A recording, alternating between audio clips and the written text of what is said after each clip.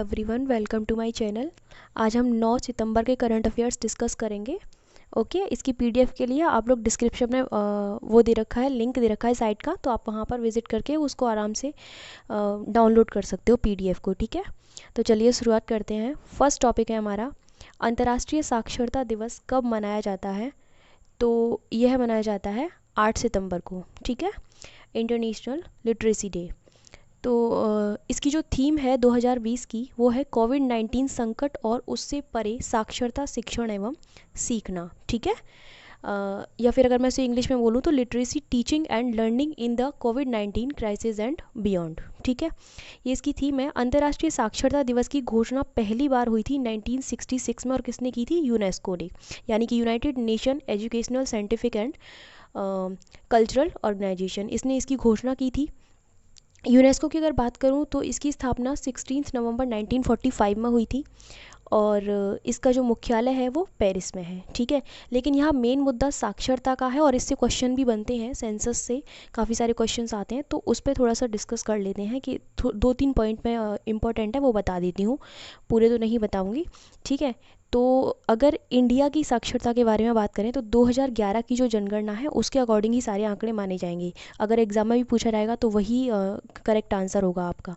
उसके बाद 2021 की जो जनगणना आएगी उसके आंसर सही होंगे। ठीक है, मतलब उसके अकॉर्डिंग सारे आंकड़े चेंज होकर आएंगे जो भी। तो 2011 की जनगणना के अनुसार 74.04%, ठीक है, इंडिया की लिटरेसी है। उसके बाद अगर बात करें महिलाओं की और पुरुषों की अलग से, तो पुरुषों की 82.14% है और महिलाओं की 65.46% है। अगर आप चाहें तो नोट कर सकते हो वीडियो को पॉज करके। 1947 में अगर देखा जाए तो वैसे ये क्वेश्चन नहीं पूछा जाएगा, लेकिन मैं बता देती हूँ 1947 में जो लिटरेसी थी वो 18% थी। तो मतलब तब से काफ़ी ज़्यादा इस चीज़ में मतलब वृद्धि हुई है, काफ़ी अच्छे आंकड़े आए हैं। उसके अलावा अगर बात करते हैं राज्यों की, यानी कि सबसे ज़्यादा किस राज्य की साक्षरता दर है, तो वो है आपका केरल। उसमें 94% है केरल की साक्षरता दर, 94% है। अगर वहाँ पर भी हम महिलाओं की और पुरुषों की अलग से बात करते हैं तो पुरुषों की 96% है और महिलाओं की केरल में 92% है। ठीक है, इनको आप नोट कर लेना क्योंकि मोस्टली ये क्वेश्चंस बन जाते हैं। अगर बात करते हैं सबसे कम साक्षरता दर की, तो वो आपका बिहार है। 2011 की जनगणना के अनुसार मैं सारे आंकड़े बता रही हूँ, तो बिहार ही है, और बिहार में 61% है टोटल जो साक्षरता दर है। और अगर महिलाओं की और पुरुषों की अलग से बात करते हैं तो पुरुषों की 71.20% है और महिलाओं की 51.50% है। ठीक है, आप इतना याद रखना, 51% एंड 71%, इसमें कभी कभी चेंज हो जाता है, मोस्टली अलग अलग जगहों पर अगर आप अलग अलग सोर्सेज से पढ़ते हो तो चेंजेस कर देते हैं। ठीक है, तो ये हो गया। बाकी इम्पॉर्टेंट है यूपी के बारे में भी जान लेते हैं। ये तो मैंने आपको बता दिए हैं दोनों की, सबसे कम किस राज्य की है, सबसे ज़्यादा किस राज्य की, और इंडिया की क्या है। यूपी के बारे में जान लेते हैं। यूपी की जो साक्षरता दर है 2011 की जनगणना के अनुसार 67.64% है। ठीक है, कहीं की आपको पॉइंट सिक्स सिक्स भी दिख सकता है। ठीक है, अगर पुरुषों की बात करें तो 77.28% है और महिलाओं की बात करते हैं तो 57.18% है। ठीक है, आप इनको नोट कर लेना। तो ये आपकी साक्षरता दर है। यहाँ से क्वेश्चंस आ जाते हैं, इसलिए मैंने इसको डिटेल में बता दिया है। नेक्स्ट है, हाल ही में अमेरिकी राष्ट्रपति डोनाल्ड ट्रंप ने किस शहर को पहली विश्व युद्ध द्वितीय हेरिटेज सिटी घोषित किया है? तो वेलिंगटन को घोषित किया है। ठीक है, यह घोषणा 2 सितंबर 2020 को द्वितीय विश्व युद्ध की 75वीं वर्षगांठ के अवसर पर मतलब जो समारोह आयोजित किया गया है उसके दौरान ये घोषणा की गई है। ठीक है, तो पहले तो आप इसका नाम याद रखना कि कौन सा सिटी है। थोड़ा सा फिर इसके बारे में जो मेन पॉइंट्स हैं वो मैं आपको बता देती हूँ। ये तो आपको पता चल ही गया है कि 2 सितंबर को इसकी वर्षगांठ मना दी, यानी कि अंतिम दिन था जो विश्व युद्ध हुआ था, उसका अंतिम दिन 2 सितंबर को जो है विश्व युद्ध समाप्त हुआ था। स्टार्ट हुआ था 1 सितंबर 1939 को। ठीक है, द्वितीय विश्व युद्ध। और इस युद्ध में मैं आपको थोड़ा सा बताऊंगी इसके बारे में, पूरा बताने में तो काफ़ी बड़ा लेक्चर हो जाएगा। इसलिए इस युद्ध में क्या हुआ था कि पूरे विश्व को दो भागों में बांट दिया गया था।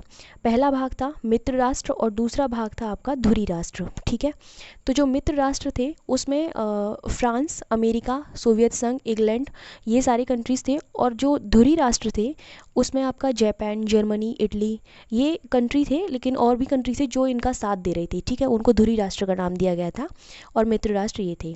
बाकी जो इनका परिणाम क्या हुआ था, जो ये युद्ध समाप्त हुआ था 2 सितंबर 1945 को हुआ था। ठीक है, और इसके जो परिणाम आए थे वो आए थे कि मित्र राष्ट्रों की जीत हुई थी, इससे जर्मनी का पतन हुआ था। ठीक है, संयुक्त राष्ट्र का निर्माण हुआ था, मैंने आपको ऊपर बताया है टॉपिक में, तो 1945 में ही संयुक्त राष्ट्र का निर्माण हुआ था। ठीक है, उसके बाद एक और इम्पॉर्टेंट चीज़ है कि 1945 में दो महाशक्तियाँ उभर के आई थी।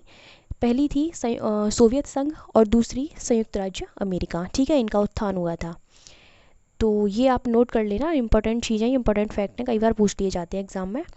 नेक्स्ट है, हाल ही में किसकी अध्यक्षता में एशिया और प्रशांत के 35वें FAO यानी कि फूड एंड एग्रीकल्चर ऑर्गेनाइजेशन क्षेत्रीय सम्मेलन 2020 का आयोजन हुआ है? तो भूटान है।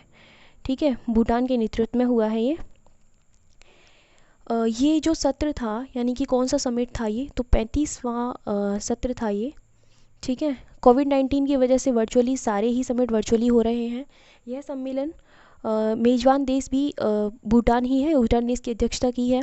इस सम्मेलन में केंद्रीय कृषि और किसान कल्याण राज्य मंत्री, यानी कि इंडिया को किसने रिप्रेजेंट किया है, तो परसोत्तम रूपाला है जो मंत्री हैं, किसान और कल्याण मंत्री, उन्होंने भारत का प्रतिनिधित्व वहाँ पर किया है। नेक्स्ट जो होगा, यानी कि जो 36वां संस्करण इसका होगा इस सम्मेलन का, तो उसकी अध्यक्षता कौन करेगा, यानी कि उसकी मेज़बानी बांग्लादेश करेगा 2022 में। ठीक है, अब 2022 लिखा हुआ है, इट मीन्स आपको समझ जाना चाहिए कि 2 साल में एक बार ये सम्मेलन होता है। पहली चीज़ तो यही क्लियर हो गई। ठीक है, दूसरी बात और इसमें कुछ खास नहीं है। ये जो सम्मेलन हुआ है इसका सिर्फ उद्देश्य यही है कि जो भी खाद्य सुरक्षा है या पोषण है, ठीक है, इन सब चीज़ों को, ये जो मुद्दे हैं इन पर ध्यान केंद्रित करने के लिए उन पर डिस्कशन होता है, उन पर चर्चाएँ होती हैं। ठीक है, बाकी जो मैंने आपको बता ही दिया है कि ये 2 साल में एक बार होता है। इंडिया ने इसकी मेज़बानी कब की थी, तो 1953 में जो समिट हुआ था। ठीक है, 1953 में बेंगलोर में हुआ था ये समिट, तो वहाँ पर इंडिया ने इसकी मेज़बानी की थी। ठीक है, आप याद रखना अगर बाई चांस पूछ लिया जाए तो। बाकी बात हो रही है FAO की, यानी कि फूड एंड एग्रीकल्चर ऑर्गेनाइजेशन। तो इसकी स्थापना हुई थी 16 अक्टूबर 1945 को। ठीक है, और इसका जो वो है हेडक्वार्टर है वो इटली में है, इटली के रोम में। ठीक है, चलिए उसके बाद नेक्स्ट है, हाल ही में मास्क को विषाणु रहित करने के लिए चक्र डी कोव नामक डिवाइस किसने विकसित की है? ठीक है, तो IIT दिल्ली ने इसको विकसित किया है। ठीक है, IIT दिल्ली के इंक्यूबेटेड स्टार्टअप चक्र इनोवेशन ने N95 मास्क को कीटाणु रहित करने के लिए एक विशेष डिवाइस चक्र डीकॉव लॉन्च किया है। ठीक है, बस आप याद रखना कि किसने किया है। नेक्स्ट है, हाल ही में society of Indian automobile manufacturers का नया अध्यक्ष किसे चुना गया है, तो ये चुना गया है केनिची आयुकावा को। ठीक है, नया अध्यक्ष चुना गया और किसके स्थान पर चुना गया है, तो राजन वढेरा हैं, उनके स्थान पर इनको चुना गया है। ठीक है, 2 साल का इनका कार्यकाल रहेगा, इनके कार्यकाल की अवधि। ठीक है, हाल ही में किसने F1 इटालियन ग्रैंड प्रिक्स 2020 को जीता है, तो पियरे गैसली हैं, उन्होंने इसको जीता है। ठीक है, यह उनकी पहली ग्रैंड प्रिक्स जीत है।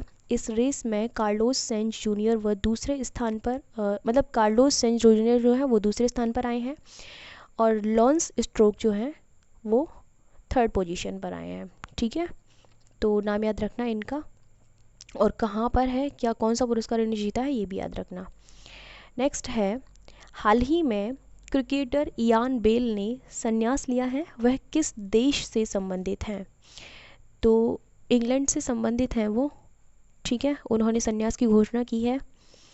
उन्होंने 2004 में डेब्यू किया था। इन्होंने इंग्लैंड के 118 टेस्ट और 161 दिवसीय और 8 T20 मैच खेले हैं, ठीक है। तो इनका नाम याद रखना और कहाँ से, मतलब किस देश से इनका संबंध है, ये भी याद रखना आप, ठीक है। तो आज के लिए सिर्फ इतना ही है। पीडीएफ डाउनलोड करने के लिए आप लोग डिस्क्रिप्शन बॉक्स में से लिंक को क्लिक करना और वहाँ से आपको इजीली सारी करंट अफेयर्स मिल जाएंगी। और सारी नहीं, मतलब अभी अभी लेटेस्टली हमने साइट को लॉन्च किया है, तो इस वजह से वहाँ पर आपको 1 सितंबर से स्टार्ट किए हैं। बाकी की करंट अफेयर्स देखने के लिए आप लोग प्लेलिस्ट में जा सकते हो, तो वहाँ से आपको मिल जाएंगी, ठीक है, करंट अफेयर्स सारी। अगर पीडीएफ चाहिए तो आप लोग इस नंबर पे व्हाट्सएप कर सकते हो, ठीक है। So thank you so much.